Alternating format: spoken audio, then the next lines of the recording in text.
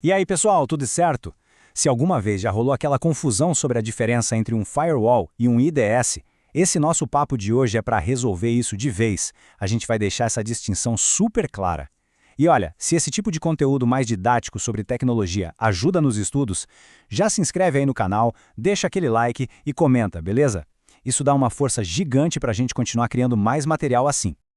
Então, vamos dar uma olhada no nosso roteiro de hoje. A gente começa entendendo por que a defesa lógica é tão importante. Depois, vamos mergulhar no papel do firewall, o nosso porteiro, e do IDS, que é o sensor. Aí, a gente fala sobre onde colocar cada um, a estratégia, sabe? E para fechar com tudo, aquela dica de prova sobre o famoso comando ping que, nossa, confunde muita gente. Bom, para começar, vamos alinhar uma ideia que é fundamental. Sabe, trancar a porta da sala do servidor é ótimo, claro, mas a verdadeira guerra pela segurança acontece mesmo no nível lógico. É ali que a gente controla o fluxo dos dados, que é como se fosse o sangue correndo nas veias da nossa rede. E é exatamente aí que a segurança lógica entra em campo. A função dela é justamente proteger esse fluxo de informações. E para essa missão a gente tem dois grandes protagonistas que vamos conhecer a fundo hoje: o firewall e o IDS. Vamos então conhecer nossa primeiríssima linha de defesa. Pense no firewall como se fosse o porteiro de um prédio bem chique. Ele é super rigoroso, tem uma lista de regras e segue à risca, decidindo quem pode entrar e quem tem que ficar do lado de fora. Simples assim. A função dele é exatamente essa, sendo a barreira que filtra o tráfego. E aqui tem um ponto que é crucial, gente. O firewall não tem achismos, ele não tem opinião própria. Ele é só um executor. Ele obedece direitinho às regras que nós, os administradores da rede, colocamos para ele seguir. Tá, mas como isso funciona na prática? Então, ele pode ser desde um filtro mais simples, que só olha ali as camadas 3 e 4 do modelo OSI, até uma ferramenta super avançada, que vai lá no fundo na camada 7, a de aplicação, e inspeciona o conteúdo. Por exemplo, a gente pode criar uma regra bem específica para bloquear a porta 25 de e-mail, por ser vulnerável, e ao mesmo tempo criar outra regra para liberar o tráfego de um sistema de monitoramento como o Zabbix. É esse nível de controle que ele oferece. Certo, já entendemos o porteiro. Mas e se alguém conseguir burlar o porteiro e entrar? O que acontece? Bom, é aí que entra em cena o nosso IDS, o Sistema de Detecção de Intrusão.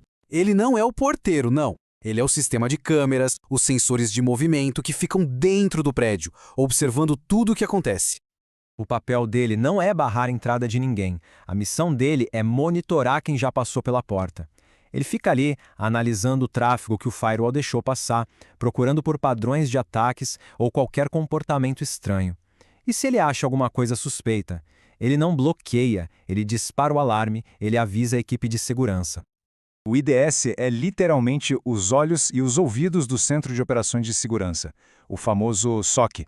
É ele que vai gritar para a equipe que alguma ameaça conseguiu furar a primeira barreira. Quem for trabalhar na área, com certeza vai esbarrar em ferramentas como o Snort e o Suricata, que são exemplos super clássicos de IDS. Pessoal, atenção máxima aqui. Se for para guardar uma única coisa de toda a nossa conversa, é o que está neste slide. Isso aqui resume tudo. Firewall previne e bloqueia.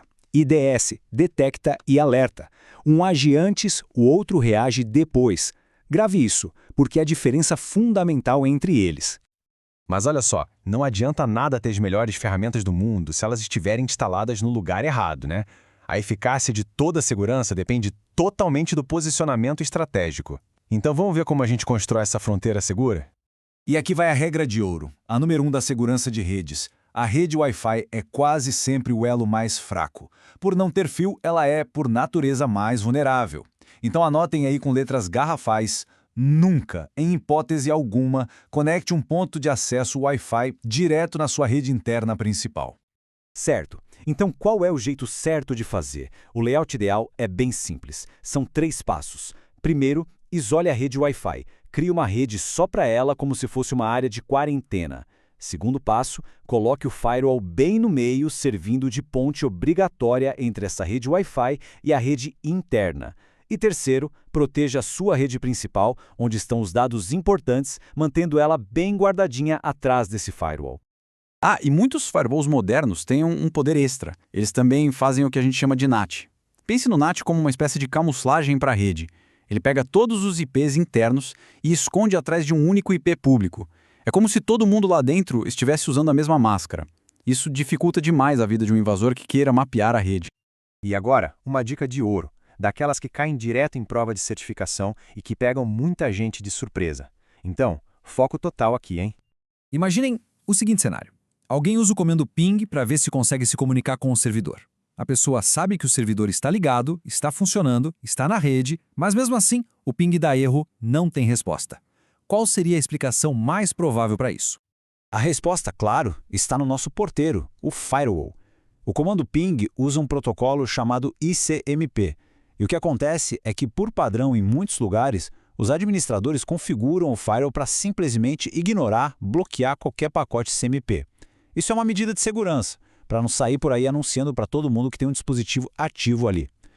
Ou seja, o servidor não está desligado, ele só está invisível para o ping, por culpa, ou melhor, por proteção do firewall. E assim, todo o nosso papo de hoje pode ser resumido nessa frase. É um mantra que a gente tem que ter na cabeça. Firewall previne e bloqueia. IDS detecta e alerta. Se esse conceito ficar bem firme, não tem como confundir os dois, seja numa prova ou no dia a dia. E, para fechar, uma última curiosidade bem prática. Na grande maioria das redes, seja em casa ou no escritório, o firewall também acaba sendo o gateway padrão. O que isso quer dizer? Que ele é a porta de saída para a internet. Todo e qualquer tráfego que vai para fora precisa passar por ele. E isso faz dele o ponto de controle perfeito para proteger todos os dispositivos da rede. Para terminar, vou deixar um desafio. Agora que a diferença entre o porteiro, o firewall, e o sensor, o IDS, está bem clara, pensem aí. Como começar a desenhar a segurança de uma rede novinha, do zero? Onde cada um deles seria colocado? Quais seriam as primeiras regras a serem criadas? Deixem as ideias aí nos comentários. Muito obrigado pela companhia e até a próxima!